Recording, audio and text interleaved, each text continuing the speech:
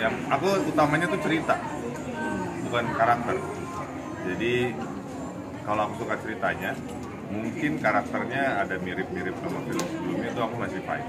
Karena memang pada akhirnya penonton itu menyukai film ya keseluruhan itu cerita. Mungkin ada yang aku suka banget karakter dia di sini, tapi kan kalau ditanya tapi ceritanya gimana, kayak kurang sih. Tapi kalau aku mengutamakan cerita dibanding karakter, jadi mau nempel duta poligami atau apa nggak masalah, karena yang penting ceritanya aku suka dan kuat. Terus tadi saya mau menanggapi yang pertanyaan Kompas di dalam, soalnya tadi belum sempat menerima hanya karena alasan oh ini ceritanya bagus.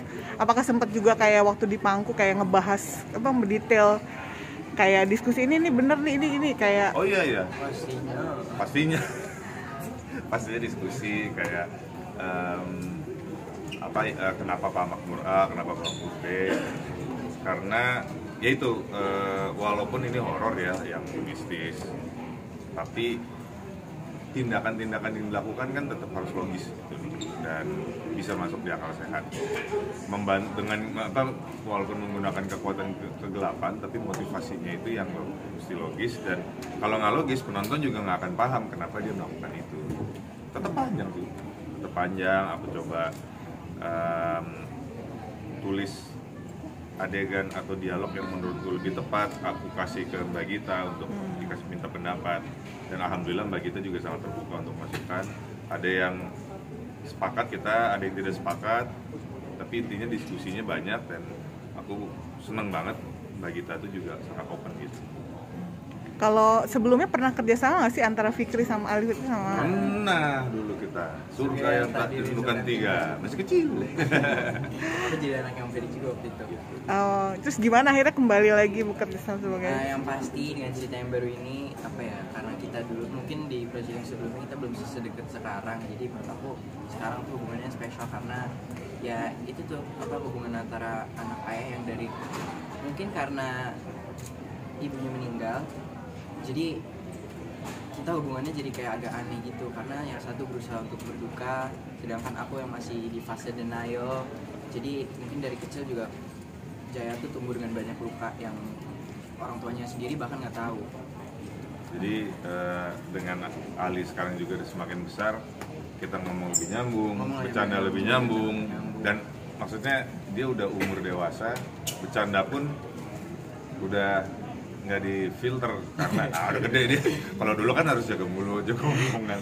Nah, dan itu juga yang mau kita gambarkan juga, Pak Makmur ini tipikal laki-laki yang pokoknya gue kerja aja demi menghidupi keluarga, tapi ketika istri atau ibunya meninggal kayak kebingungan sendiri bagaimana menjadi ayah yang baik. Jadi begitu terjadi perundungan sama Jaya, itu marah sudah pasti, tapi ketika dia berusaha mencari solusi yang beradab, ternyata nggak dapet. Kalau di trailernya dilihat kan, sepertinya pihak sekolah juga nggak mau terlibat. Akhirnya cara dia menyayangi adalah bukan dengan memeluk, bukan menenangkan, tapi ya dia mencoba turun tangan sendiri untuk bisa mendapatkan keadilan. Dan menuntut keadilan dalam keadaan emosi itu yang bisa keluar dari batas-batas yang seharusnya. Dan itu juga yang aku dapetin dari karakternya Makmur tuh kayak, dan Jaya, kita berdua tuh sayang banget, tapi mungkin sayangnya dengan cara yang salah. Jadi sehingga Makmur ini ngelakuin hal yang mungkin nggak dipikir jauh. Jadi kayak, nah itu yang aku suka dari Korean 2 ini, menampilkan sisi manusia yang paling gelap, kayak rasa takut, trauma tuh ada semua di film ini.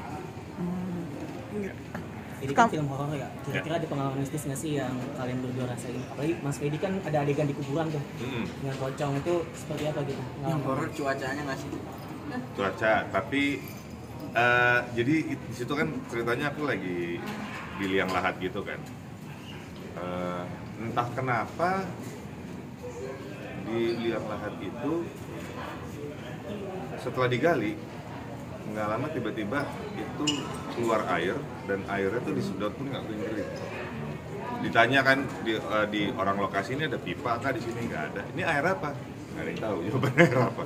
Kok tiba-tiba ada air gitu. Dan jadi waktu saya masuk ke dalam liang lahatnya itu itu air, jadi nyebur terus bisa harus keluar. Ya kalau mau dibilang mistis mungkin itu kali ya, karena ditanya ke orang-orang yang memang tempat kita minta izin untuk pakai lokasi, ditanya kok bisa keluar air tiba-tiba, mereka nggak bisa jawab.